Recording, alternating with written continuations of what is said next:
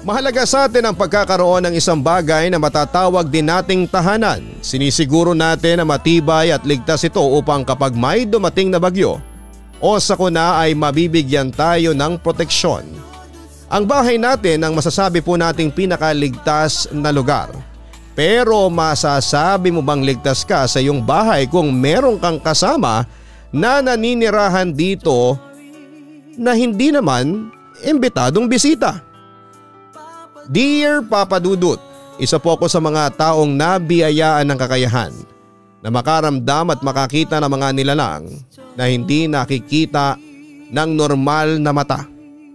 Hindi ko masasabi kung swerte o malas ba ako dahil may ganito po akong kakayahan.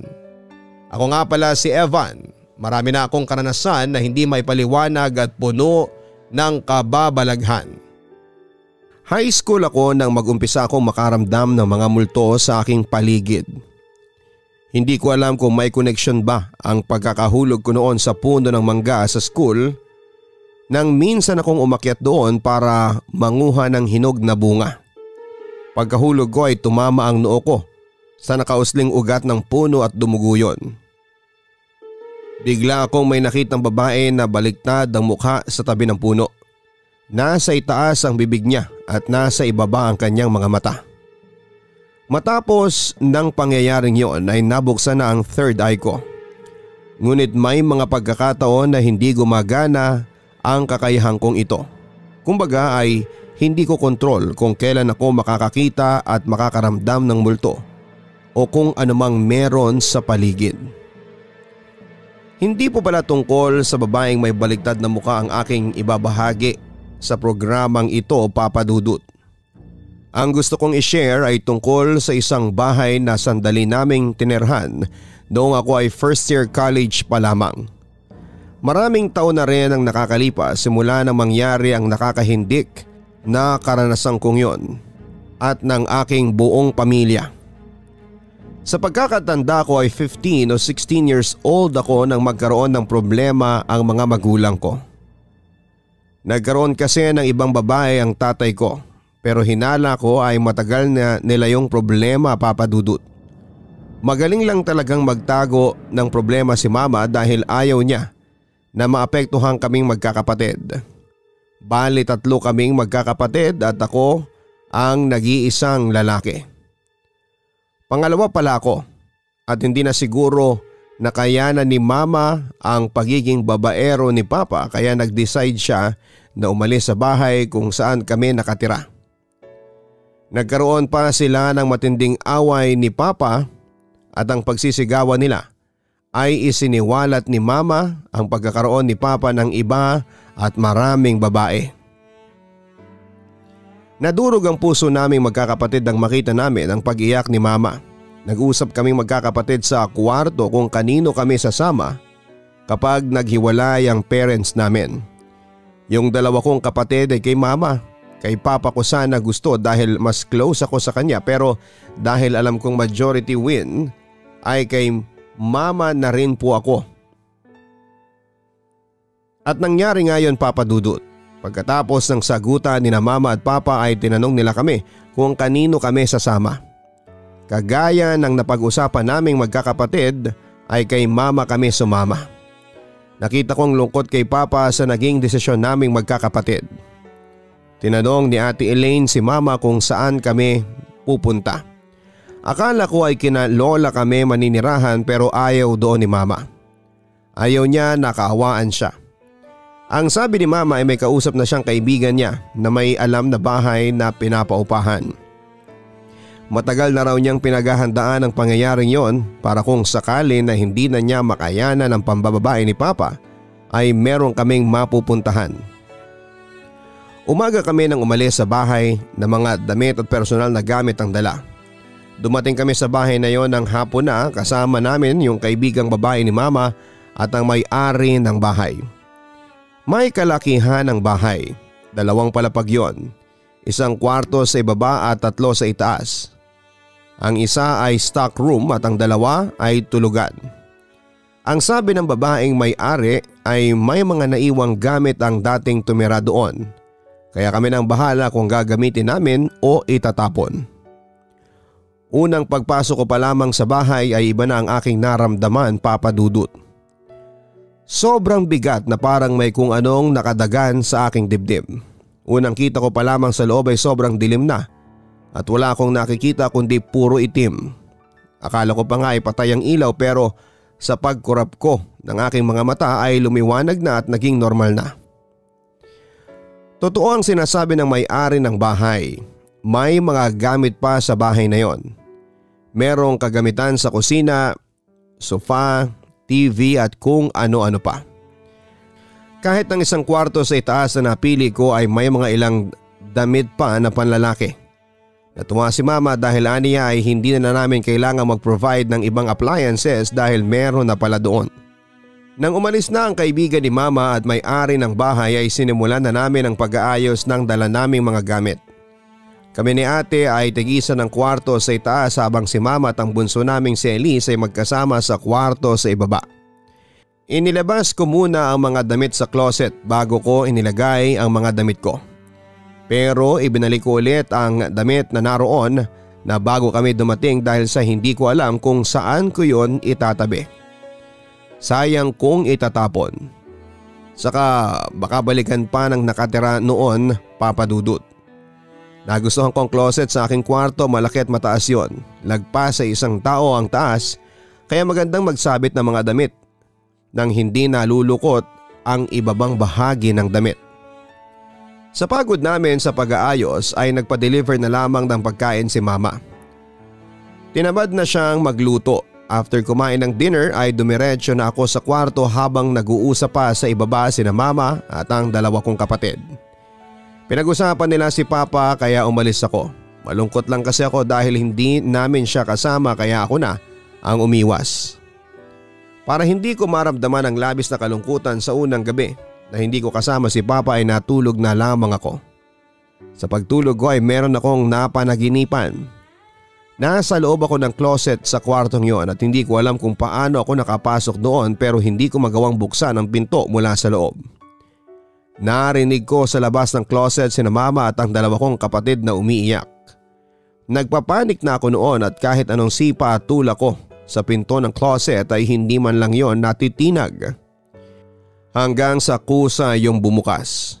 Aalis na sana ako sa loob ng closet pero naguluhan ako dahil imbes na nakatayo ako ay napagtanto ko na nakahiga pala ako, Papa Dudut. Ang closet na kinakaroonan ko ay biglang naging kabaong. Kaya pala nagiiyakan sina Mama ay dahil nasa kabaong ako at inakala nila na patay na ako. Nang magising ako sa masamang panaginip na yon ay agad akong nagdasal, Papa Dudut. Bumigat na naman ang pakiramdam ko at dumagdag pa na parang may matang nakatingin sa akin. Wala akong nakikitang multo o elemento sa kwarto ko pero grabe ang paninindig ng balahibo sa aking braso. Doon ko nasabi sa aking sarili na may iba nang nakatira sa bahay na yon bago pa kami dumating. May nauna na sa amin na manirahan doon nang hindi namin alam. Kinabukasan ay pumasok na ako sa school at ang dalawa kong kapatid. Si Mama ay umalis ng bahay para magtrabaho. Ahente siya ng sasakyan. Kaya walang naiwan sa bahay. Ako ang naunang umuwi pagsapit ng hapon at sa tuwing pumapasok ako sa bahay na yon ay automatic ang pagbigat ng aking nararamdaman. Para akong lalagnatin na hindi ko mawarian. Kapag lumalabas naman ako ay nagiging normal ang lahat sa akin. Pag-akyat ko sa aking kwarto ay napansin ko ang nakaawang na pinto ng closet. Binuksan ko yun at nagtaka ako nang makita na sobrang gulo ng mga damit na nakalagay doon. Parang bang may kung sinong naghalughog ng mga damit ko kaya naging ganon kagulo. Ang pinaghinalaan kong may gawa noon ay si Mama dahil siya ang huling umalis ng bahay. Kaya lang ay napatanong ako sa sarili ko kung bakit naman guguluhin ni Mama ang mga damit ko. Siya nga itong nagagalit kapag magulo ang mga yon. Mama, pumasok ka ba sa kwarto ko kanina bago ka umalis ng bahay? Tanong ko kay Mama habang kami ay naghahapunan. Hindi, bakit? Tugon niya. Wala po, ang nagtataka kong turan. Ano nga yun? Sabihin mo na sa akin anak. Pilit ni Mama. Hindi ko muna sinabi sa pamilya ko ang nangyaring yon, Papa Dudut. Hindi niya ako napilit na magsalita at wala pa kasi sa pamilya ko ang nakakaalam na ang kakaibang kakayahan ko na yon. Ayoko silang bigyan ng takot at pangamba kapag sinabi ko ang aking nararamdaman sa bahay na yon, lalo na si Mama, mabilis siyang magpanik. Sa aming magkakapatid ay ako ang tanging kinokontak ni Papa. Kinakausap niya ako kapag tumatawag siya sa cellphone ko. Minsan ay nakikipagkita siya sa akin at binibigyan ako ng pera. Tinatanong ko siya kung babalikan pa niya si Mama. Ang sabi niya sa akin ay malabo pa dahil galit na galit pa si Mama sa kanya. Inamin niya rin sa akin ng totoo ngang ng babae siya, ngunit yon ay inihinto na niya simula nang umalis kami. Na-realize daw ni Papa na mali siya nang mawala kami sa bahay at sana raw ay dumating ang panahon na mabuo ulit kami. Dumating ang araw na nalaman ni Mama na nakikipagkita ako kay Papa. Noong una ay nagalit siya sa akin pero nang maglaon ay hinayaan na lamang niya ako. Siguro napagtanto niya na kailangan ko pa rin ng tatay na gagabay sa akin. Isa pa ay mahirap para sa akin na hindi makita si Papa dahil sa kanya talaga ako malapit. Kahit paano ay naresolba na ang takot ko na baka malaman ni Mama na nakikipag-communicate ako kay Papa. Pero panibagong problema pala ang aming kakaharapin, Papa Dudut. At yon ay tungkol sa bahay na aming nilipatan. Isang umaga ng Sabado ay narinig ko sina Mama at Ate Elaine na nag-uusap sa kusina habang nagluluto sila ng ulam. Nasa salas ako noon kasama si Elise, nanonood kami ng telebisyon. Pasabay ang nasa braso mo, Elaine? Saan mo nakuha yan? Huwag mo sabihin na sinaktan ka ng boyfriend mo, ha? Mataas ang boses ni Mama kaya dinig na dinig ko siya. Ma, hindi po ako sinasaktan ni Jess. Napakabait kaya ng boyfriend ko. Huwag mo nga siyang pagsalitaan ng ganyan, tugon naman ni Elaine.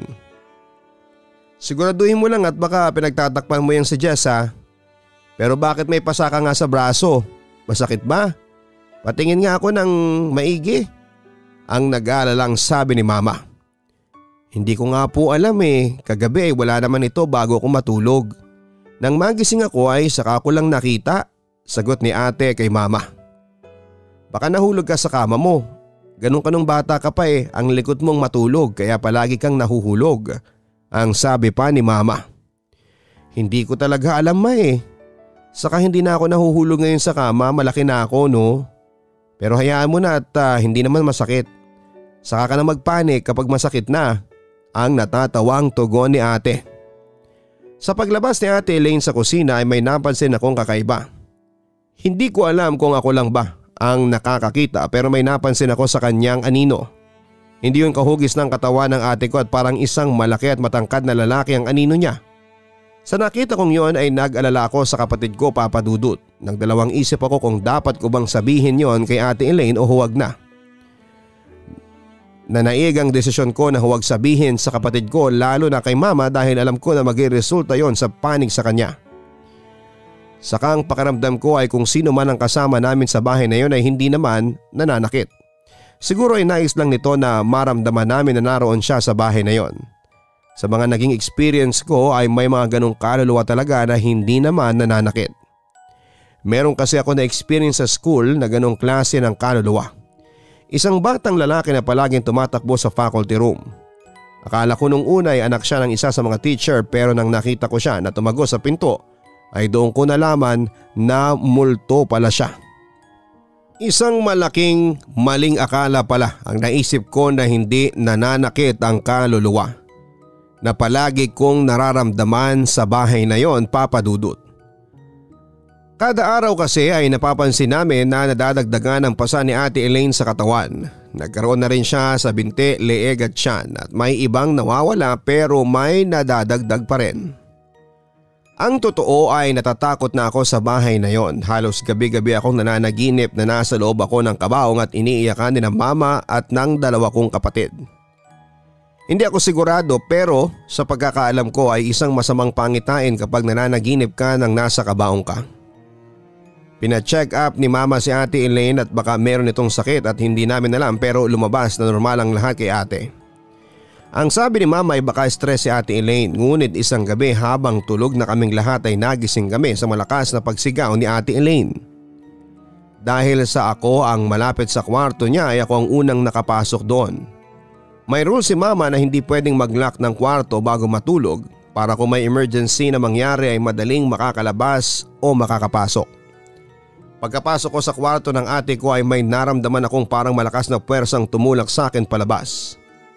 Yun bang parang may kamay na dumampi sa dibdib ko para itulak ako. Napahawak pa nga ako sa gilid ng pintuan at nakita ko si Ate Elaine na nakahiga sa kama at sumisigaw. Nagwawala siya kaya agad akong tumakbo papalapit sa kanya. Ang bigat ng bawat hakbang ko, Papa Dudut. Literal na ang bigat ng pakiramdam ko sa kwarto ng panganay kong kapatid. Matagumpay ko naman na nalapitan si Ate Elaine at dumating na rin si Mama. At nang tanungin namin si ate kung bakit siya sumisigaw ay sinabi niya na nananaginip siya nang may lalaking pumasok sa kwarto niya na may dalang dugo ang itak. Hinila raw siya sa paa ng lalaki at gusto siya nitong ilabas sa bahay. Nanlaban daw siya sa panaginip niya at nang ginawa niya yon ay pinagtataga raw siya ng lalaki. Inakala ni Mama na simpleng panaginip lamang yon pero iba ang aking pakiramdam. Hindi ba sa simpleng kaluluwang kasama namin sa bahay, isa pang ipinagtataka ko ay ang kalmot ni ate sa magkabila niyang braso. Sariwa pa ang mga yon na para bang sa mga oras na yon lamang nakuha ang kalmot. Ang sabi ni Mama ay baka habang sumisigaw at nagwawala si ate kanina ay hindi nito napansin na nakakalmot na niya ang kanyang sarili.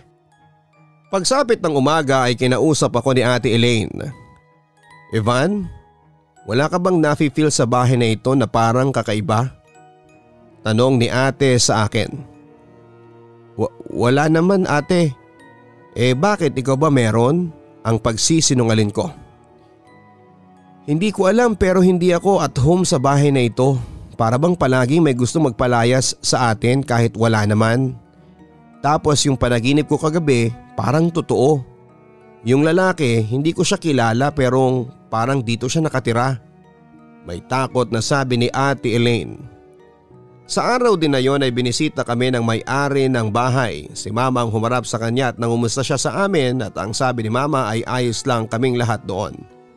Gusto ko sanang sumabat sa kanilang usapan dahil may ilang katanungan sana ako para sa may-ari ng bahay pero baka masabihan ako na walang galang sa pag-uusap ng dalawang nakakatanda sa akin. Tinanong din ang may-ari kung sino sa amin ang natutulog sa kwarto na may closet na meron pang mga damit na panlalaki. Sinabi ko na ako. Tinanong ako ng may-ari kung kumusta ang tulog ko sa silid ko. Matapat kong sinabi sa kanya na hindi okay kasi ang bigat sa pakiramdam. Sumingit si Mama at sinabi niya na namamahay lang daw ako kaya ganon. Dito ka na pala magtanghalian ha? Anyaya ni Mama sa may-ari ng bahay. Napansin ko na parang ayaw tanggapin ng may-ari ng bahay ang alok ni Mama at simula nang dumating siya ay para bang gusto na niyang umalis kaagad. Pero dahil sa nahiya siguro na tumanggi sa mama ko ay sumalo na rin siya sa aming lunch. Doon ako nagkaroon ng chance para makapagtanong. Sino po pala ang dating nakatira dito? Nasaan na po siya?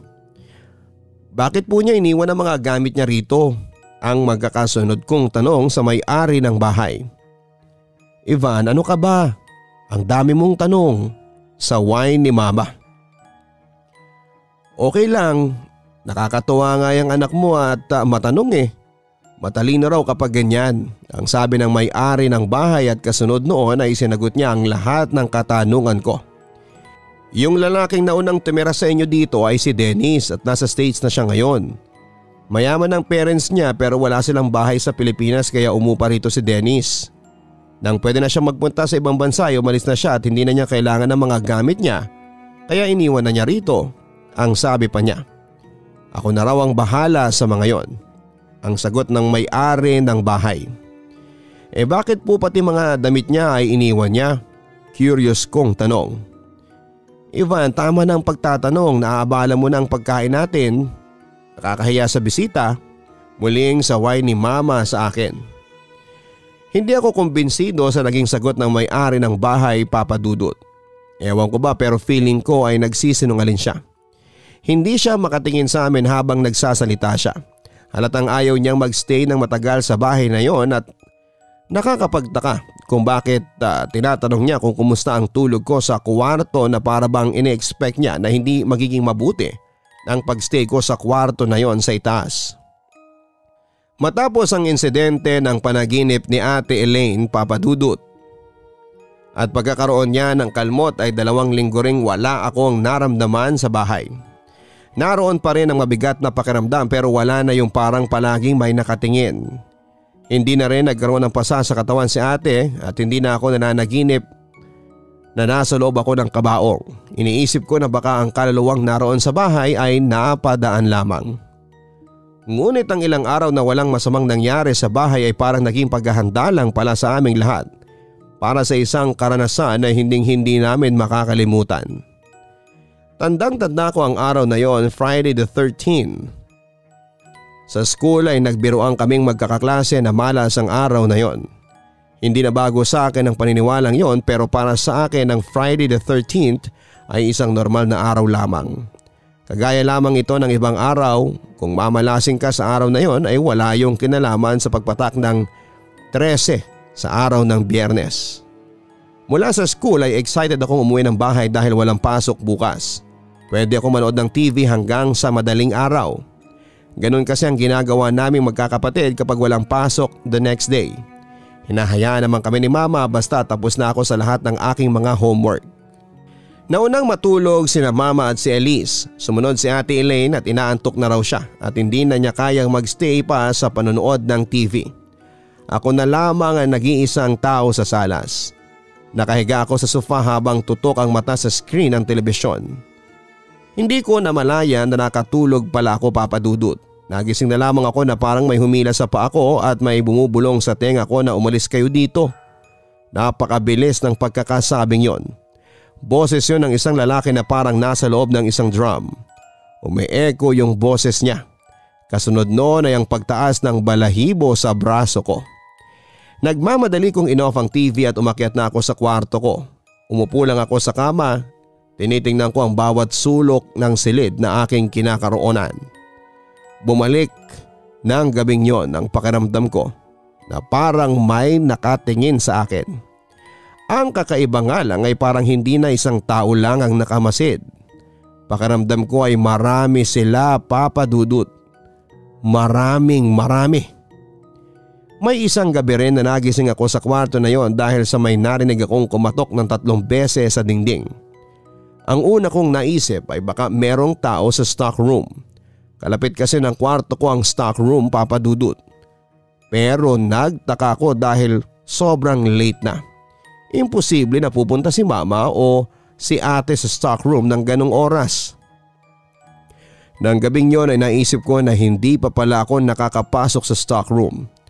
Nasilip yon dati at hindi ako nagkaroon ng interes na alamin ang mga bagay na naroroon.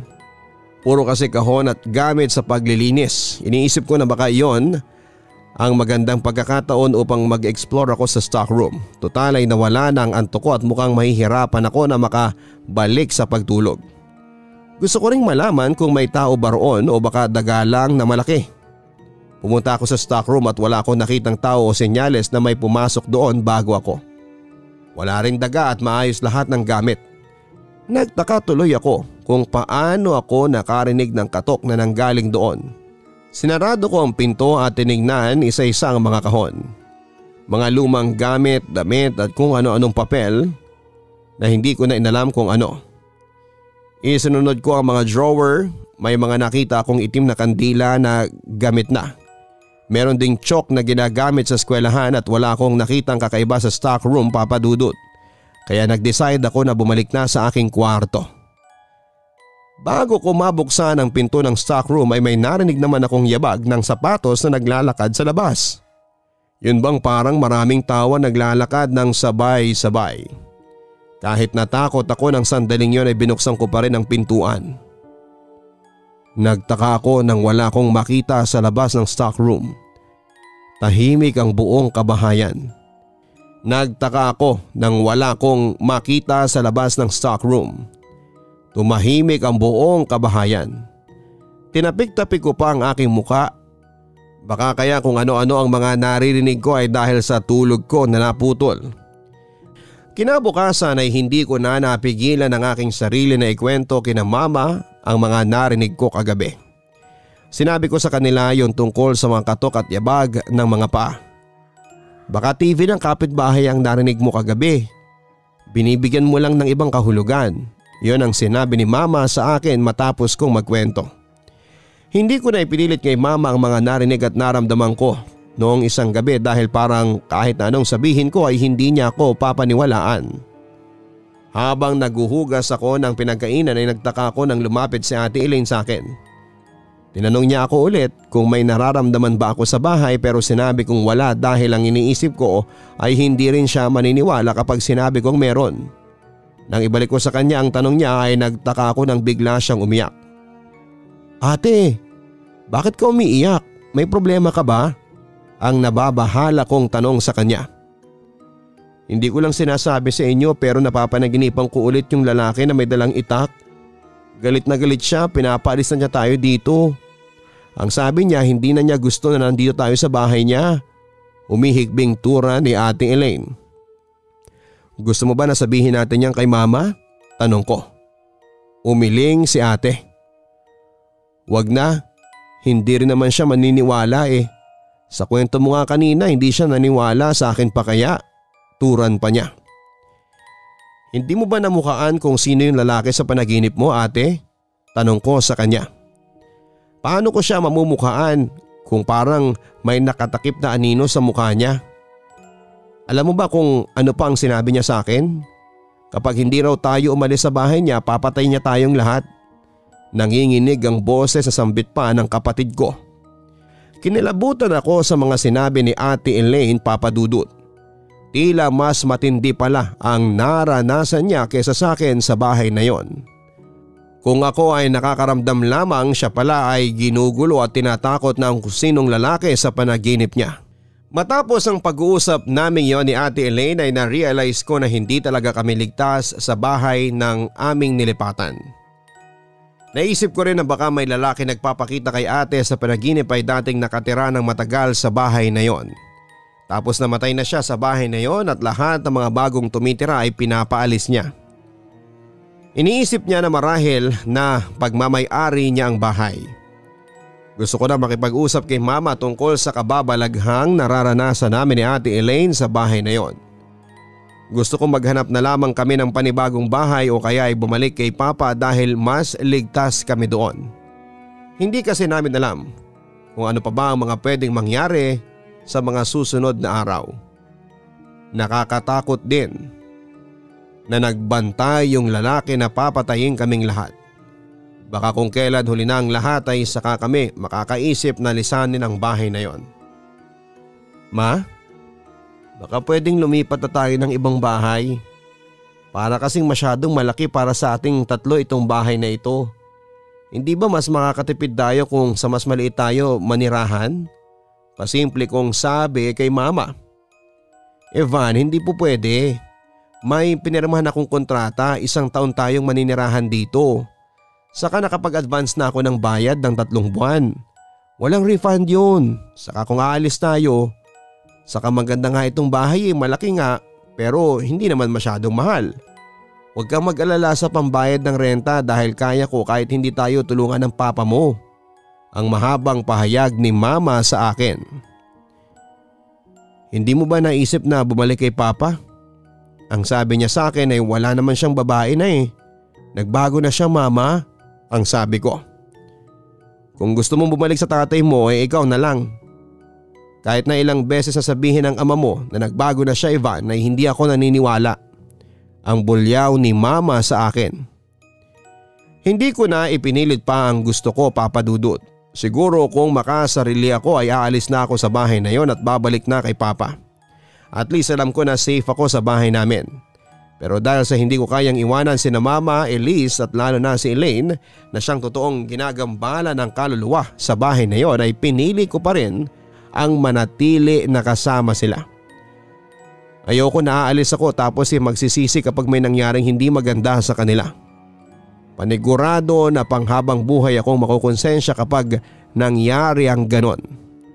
Pero sino nga ba ang lalaking nanghaharas kay Ate Elaine sa panaginip niya? Imposible yung nakatira doon bago kami dahil ayon sa may-ari ng bahay ay nasa ibang bansa na ito. Hindi pa ito patay.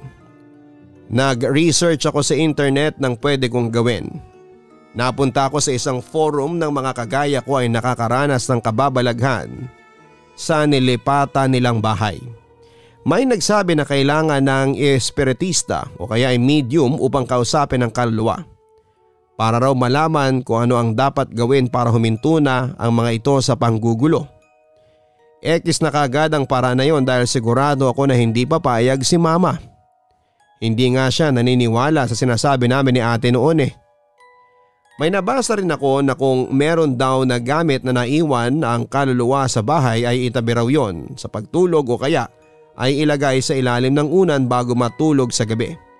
Mabisang paraan daw yon para makausap ang kaluluwa at malaman ang nais nito. Para sa akin ay madali ang bagay na yon pero ang mahirap ay ang paghanap ng bagay na pagmamay-ari ng multo o kaluluwa na nasa bahay na yon. Matagal ako nag-isip at naghanap sa bahay ng gamit na pwede kong itabi sa pagtulog. Hanggang sa bumalik ako sa stock room. Kinuha ko yung 6 na piraso ng itim na kandila at may chalk. Nakita pa nga ako ni Mama pero ang sabi ko ay para yon sa activity namin sa school. Kinabahan at natakot ako sa gagawin ko kahit na hindi ako sigurado kung totoo nga ang binasa ko sa forum. Sinabi ko na lamang na walang mawawala sa akin kung gagawin ko ang bagay na yon. Kaya bago ako mahiga at matulog ay nilagay ko sa ilalim ng aking unan ang mga itim na kandila at chalk.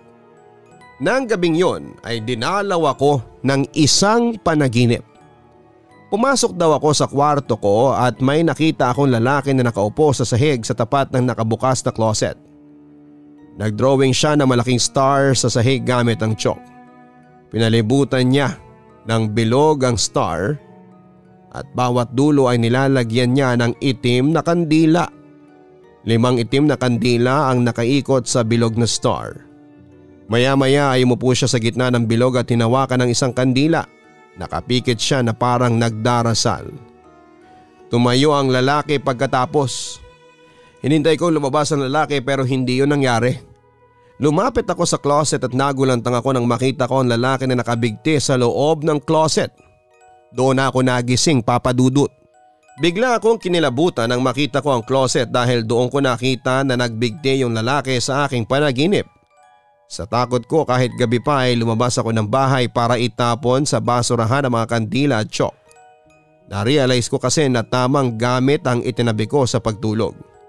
Gamit nga yun ng lalaking dating nakatira sa bahay na yon at kung totoo, ang nakita ko sa aking panaginip ay nagpakamatay siya sa bahay kung saan kami nakatira. Ang nakakakilabot pa ay sa mismong kwarto kung saan ako natutulog. Sinabi ko kay Ate Elaine ang ginawa ko at ang naging resulta nun. Dahil sa siya lamang ang naniniwala sa akin ay sa kanya ko yon ikinuwento. Takot na takot siya. Sabi niya iba na rin ang pakiramdam niya sa bahay. Ang suggestion pa niya ay kausapin namin si Mama at pilitin itong umalis na kaming lahat. Kahit daw huwag muna kaming bumalik kay Papa basta sa ibang bahay na lamang kami muna manirahan. Pero ate, imposible na umalis si Mama. Nangihinayang kasi siya sa ibinayad niya na advance sa renta. Saka meron silang kontrata ng may-ari ng 1 taon. Tugon ko kay ate. Mas importante pa sa kanya yung binayad niya at kontrata kaysa sa atin? Hindi makapaniwalang sabi ni ate. Sabi ko nga kahit sa malit na bahay na lang tayo lumipat. Ayaw niya pa rin eh. Feeling ko kasi kinuha niya ang malaking bahay na ito para ipakita kay Papa na kaya niya tayong itira sa ganitong bahay. Kahit na hindi siya tulungan ni Papa. Pinapairal ni Mama ang pride niya. Yun ang totoong pumipigil sa kanya na bumalik kay Papa kahit mahal pa rin niya si Papa.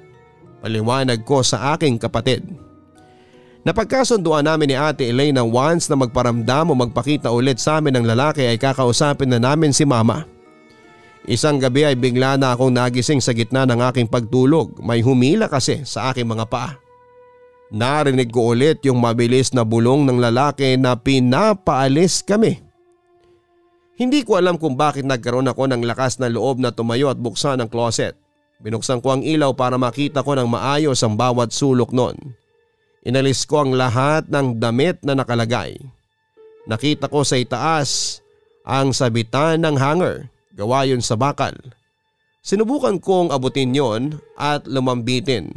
Hindi bumigay ang bakal kaya naisip ko na maaring totoo talaga ang panaginip ko na doon nga nagpakamatay yung lalaki. Habang ibinabalik ko ang mga damit sa closet ay may nakapa akong bagay na nakalagay sa bulsa ng isang itim na polo na pagmamay-ari nung dating nakatira doon.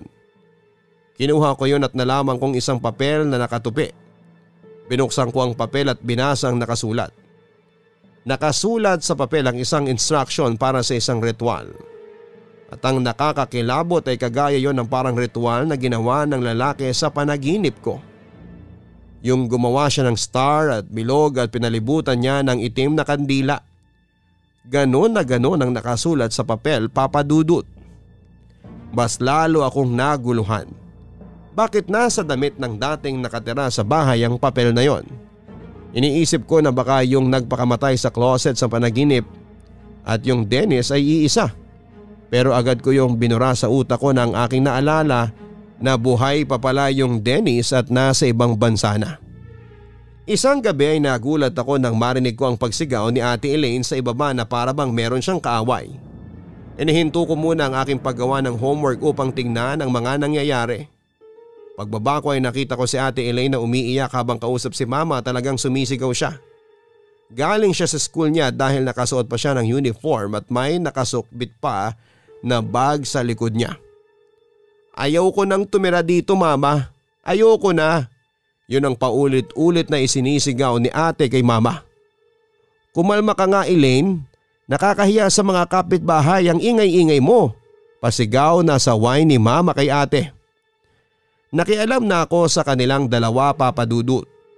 Pumagit na ako dahil hindi ako sanay na sinisigawan ng kahit sino si Mama. Kahit kapatid ko pa yan ay pinagalitan ko si Ate kahit mas matanda siya sa akin. Umupa na ang emosyon ni Ate at binigyan ko siya ng isang basong tubig at nang tuluyan na siyang kumalma ay saka namin siya tinanong kung bakit siya nagkakaganon. Ayon kay Ate Elaine ay nagtanong siya sa kapitbahay namin kung may alam ba silang nangyaring hindi maganda sa bahay na aming tinutuluyan. Kagaya ko pala siya ng ilang araw na naghahanap ng sagot sa kababalaghan na nangyari sa bahay. Nagtaka raw ang pinagtatanungan ni Ate kung bakit hindi sinabi ng may-ari sa amin ang nangyari doon sa lalaking nakatira sa bahay bago kami. Dennis ang pangalan ng lalaki. Sinabi ni Ate na nagpakamatay daw ang lalaki sa loob ng closet nito. Matapos daw uminom ng lason ay nagbigti pa. Ang nakakakilabot na parte ng sinabi ni Ate ay sumasamba raw sa demonyo ang lalaking yon at kung ano-anong ritual ang ginagawa sa loob ng bahay. May mga pumupunta pa raw sa bahay na kagaya ng lalaki na sumasamba sa demonyo. Hindi raw ito nakikihalubilo sa mga kapitbahay at kapag lumalabas ay palaging nakayuko. Hanggang sa nalaman ng may-ari ng bahay ang ginagawa ni Dennis. Pilit itong pinaalis pero ayaw ng lalaki. Humingi na ng tulong ang may-ari ng bahay sa mga pulis. Pinuntahan ng mga pulis ang lalaki sa bahay pero patay na ito nang matagpuan sa loob ng closet. Ang hinala raw ng marami ay kaya nagpakamatay ang lalaki ay naniniwala ito sa ritual na ginagawa nito na muli itong mabubuhay. Sa kasamaang palad ay hindi na ito nabuhay pa. Sa pagkakataon na yon ay napagdikit-dikit na namin ang lahat. Nagsinungaling sa amin ang may-ari ng bahay. Hindi niya sinabi na si Dennis na dating nakatira doon ay patay na at hindi totoong nasa ibang bansa. Ito yung lalaking nakita ng Ate sa panaginip. Siguro para kay Dennis ay sa kanyang bahay na yon. Para sa kanya ay hindi kami welcome kaya pilit niya kaming ginugulo para umalis na. Sa sinabing yon ni Ate Elaine ay nakita namin ang pagtahimik niya. Maya-maya ay tinawagan niya ang may-ari ng bahay.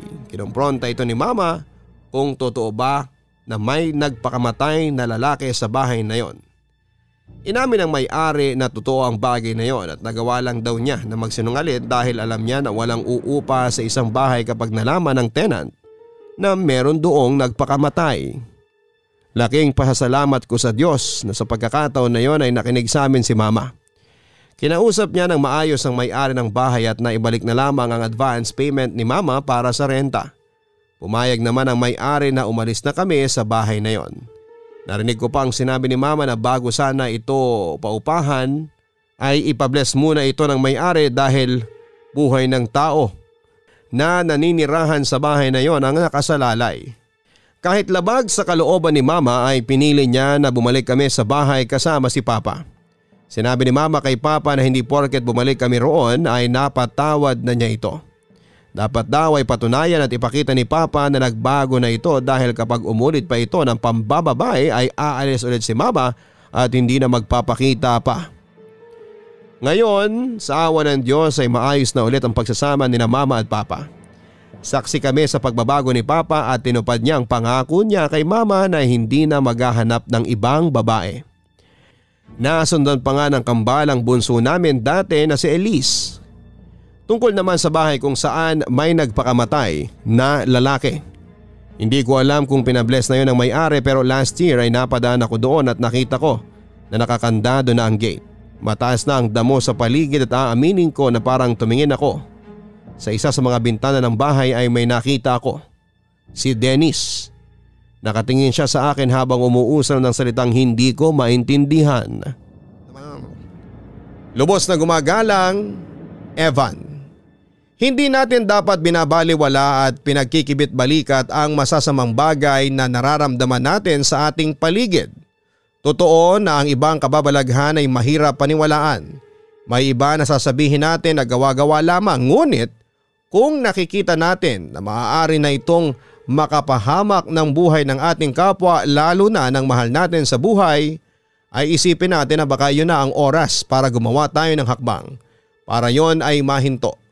Lalo na kung ang kababalaghan na yon ay nakakaapekto na sa pang-araw-araw nating buhay at nagdudulot ng labis na takot at pagkawala ng kapayapaan ng kaisipan. Huwag din nating kakalimutan na tumawag sa ating Panginoong Diyos dahil tanging siya lamang at ang ating pananampalataya ang makakapitan natin sa lahat ng ating problema at pinagdadaanan kahit pa yan ay may halong katatakutan. Maraming salamat po sa inyong lahat. Huwag kalimutan na mag-like, share and subscribe at hanapin din po ang isa ko pang channel, ang Papa Dudut Vlogs. Maraming salamat po. Ang buhay ay mahiwaga,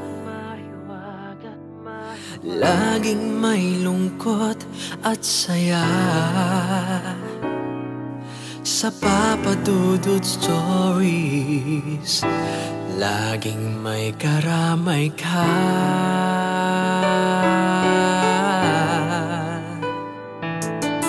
Mga problemang kaibigan, dito ay pakikinggan ka. Sa Papa Dudut Stories, kami ay iyong kasama. Dito sa Papa Dudut Stories, ikaw ay hindi nag-iisa.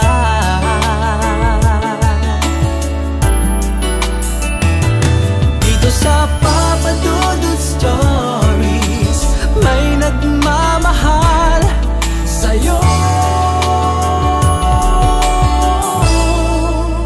Papa Dudut Stories, Papa Dudut Stories.